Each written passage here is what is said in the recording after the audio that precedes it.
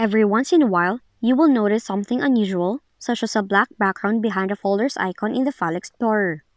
If you happen to have the same issue, here's a short video tutorial you can watch on how to fix it.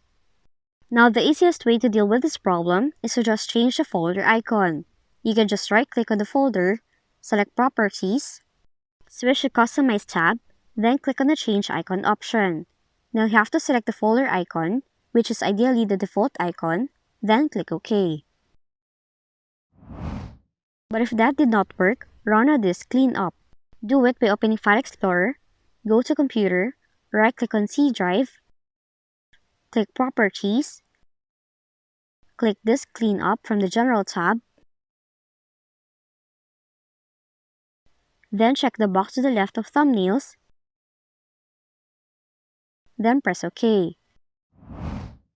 Lastly, rebuild the icon cache. To rebuild it, open Command Prompt with admin rights, execute the following commands one by one, then press Enter. When you're done, you have to restart your computer. And those are the following fixes on how to remove the black background behind folder icons in your Windows 11 computer.